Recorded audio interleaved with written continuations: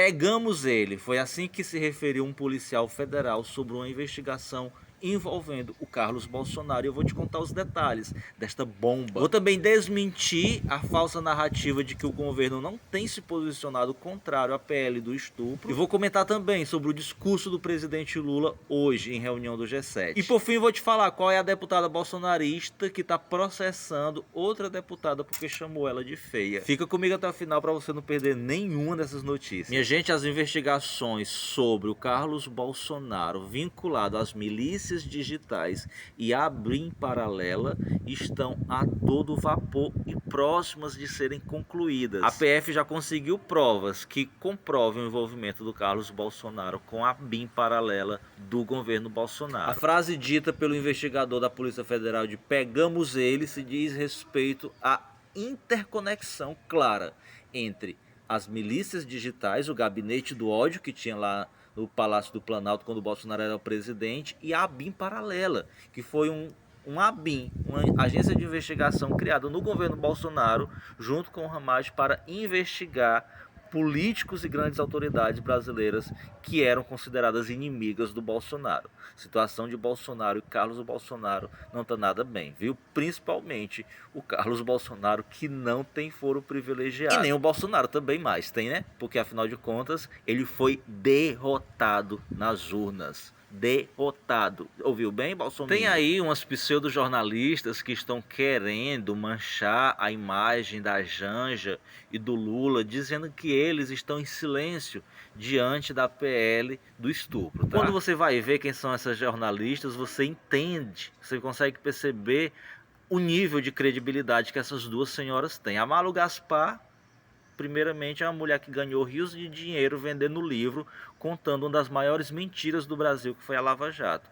E a Raquel Landim, que lambeu os pés de todos os ricos do Brasil, fez tudo que o dono da CNN mandou ela fazer, falar contra o governo, e levou um pé na bunda e foi demitida. Vocês duas deveriam recolher a insignificância profissional que vocês têm e parar de falar mal do governo. Não vejo uma nota de vocês duas falando mal do Arthur Lira e do Congresso bolsonarista, que estão usurpando o orçamento público porque o Bolsonaro ensinou eles a fazer. A verdade é que a Janja se pronunciou sim. Ela disse que esse PL é um absurdo e ataca a dignidade de mulheres e meninas. E o Padilha, homem de confiança do Lula e que trabalha diretamente com ele, disse com toda absoluta certeza que o Lula irá vetar sim esse PL. Não contem com o governo para tal barbaridade. O próprio representante do governo no Congresso, na Câmara dos Deputados, aliás, entrou num acordo com a Arthur Lira e pediu para ele adiar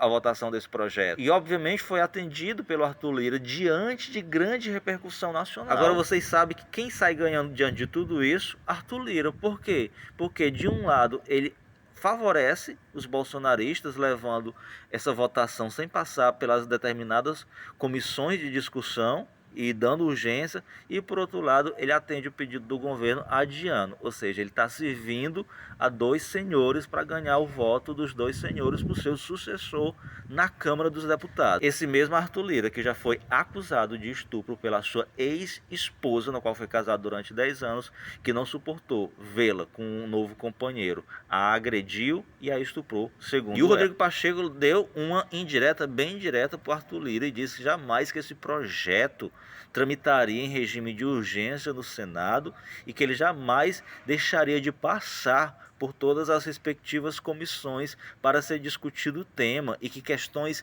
sérias e legais como essa jamais podem ser aprovadas e discutidas no calor das emoções. E ontem as mulheres e homens que defendem os direitos das mulheres foram às ruas protestar contra essa PL.